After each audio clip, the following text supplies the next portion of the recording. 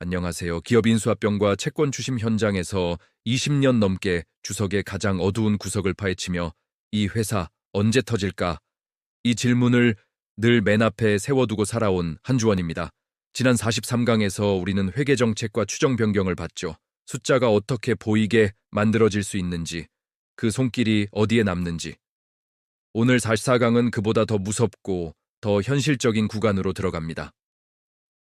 재무제표 본문엔 잘 안 보이지만 한번 터지면 회사 체력을 그대로 꺾어버리는 영역.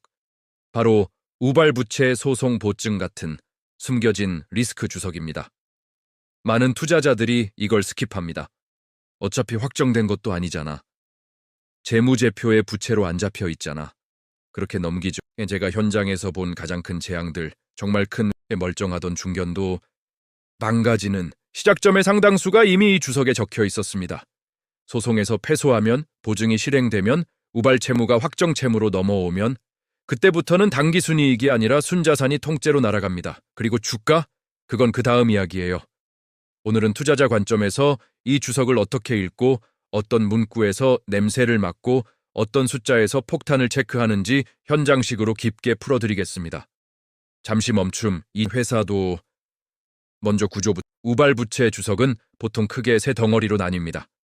첫째, 소송 및 분쟁 관련 우발부채. 둘째, 지급보증, 신용공여 등 제3자 보증. 셋째, 기타 우발사항, 파생상품, 환경복구, 제품보증, 리콜 등. 그리고 이 주석에서 제일 자주 보게 되는 문장들이 있어요. 여기 귀를 좀 열어두세요. 현재로서는 우발부채를 인식할 가능성이 높지 않다. 가능성은 낮으나 금액은 추정 불가. 최종 결과는 불확실하다. 더 잡고 갑니다. 이 문장들은 안전이 아니라 대부분 회사가 최대한 뒤로 미루는 표현입니다. 진짜 위험은 그 문구 뒤에 붙는 숫자와 반복 패턴에 숨어 있습니다. 리듬을 타며. 자, 이 책임을 최대한 뒤로 미루는 표현입니다. 자, 이제 실전에서 제가 가장 합니다. 1. 소송 관련 우발부채. 금액과 단계를 같이 봐라. 소송은 종류도 다양합니다. 특허침해, 공정위 과징금, 주주대표 소송, 노동쟁해, 계약분쟁, 환경분쟁. 업종마다 자주 터지는 폭탄이 달라요. 여기서 핵심은 딱 두 가지입니다. 하나, 금액이 얼마나 크냐. 둘, 진행 단계가 어디냐. 주석에 가능성 낮음이라고 써놔도요. 금액이 크면 그 문장 의미 없습니다. 제가 현장에서 쓰는 기준을 박아드릴게요.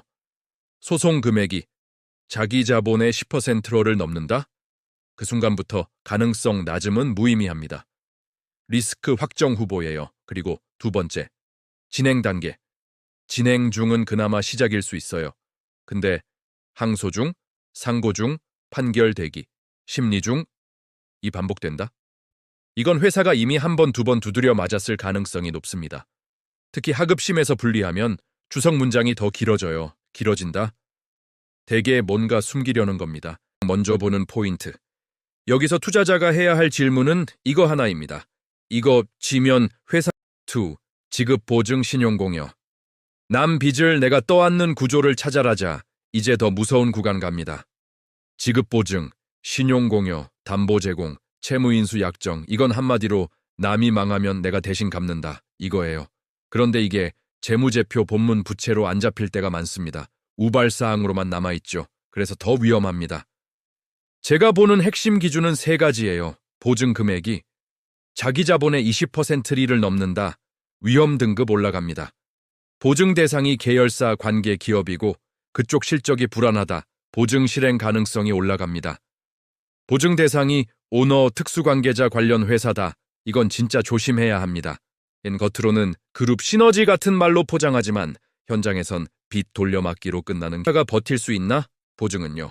회사 실력이 아니라 남의 생존에 회사 운명이 묶이는 겁니다. 그게 투자자 입장에선 최악이에요. 3. 기타 우발사항. 추정 불가라는 단어를 무서워해라. 세 번째는 기타 우발사항입니다. 여기서 자주 나오는 게 뭐냐? 파생상품, 환율금리 스왑, 선도계약 환경복구 의무, 화학, 광업, 발전소, 폐기물 제품 보증 리콜. 자동차, 전자, 배터리, 의료기기. 여기서 핵심은 문구 하나예요. 추정 불가. 이 말은 금액이 작다가 아니라 아직 숫자로 못 받기 싫다일 때 나옵니다. 그리고 현실에선 이런 흐름이 많습니다. 추정 불가, 어느 순간 충당부채 인식, 비용 폭탄, 이익 박살 특히 리콜이나 환경 이슈는 언론 한번 타면 숫자가 몇 배로 뛸 수 있어요. 주석이 과하게 조용하다. 오히려 저는 그게 더 의심됨이 묶이는 겁니다. 제가 채권 추심 현장에서 본 최악 사례 하나를 호흡 길게 들려드릴게요. 어느 중견 건설사가 있었습니다. 재무제표만 보면도 그 업종치고는 괜찮아 보였고요. 근데 주석에 딱 한 줄. 계열사 지급보증 4천억. 가능성 낮음. 많은 투자자들이 그냥 넘겼겠죠. 근데 현장에선 이게 신호탄이었습니다. 계열사 하나가 흔들리더니 부도, 보증 실행. 본사가 그 빚을 떠안는 순간 순자산이 마이너스로 뒤집혔습니다. 그 다음은 설명 필요 없죠. 금융기관이 움직이고 지급이 막히고 그럴듯했어요. 주석 한 줄이 회사의 목숨 줄인 경우가 많습니다. 자, 이제 44강의 결론 경우가 많습니다. 자, 이제 44강의 결론. 방송에서 바로 써먹을 수 있게 20초 체크리스트로 딱 정리해. 소송 우발부채. 금액이 자기 자본의 10% 이상인가? 진행 단계가 깊은가? 지급보증 신용공여. 보증 금액이 자기 자본의 20%를 넘는가? 대상이 특사 우발사항, 파생상품 환경복구 리콜 관련해서 추정 불가가 뜨는가? 현실 이슈 대비 뉴스나 업종 이슈는 큰데 주석 금액은 지나치게 작거나 없는가? 총합과 추이, 우발부채 합계가 자기 자본의 30% 이상인가? 최근 계속 늘고 있는가? 수관계자인가?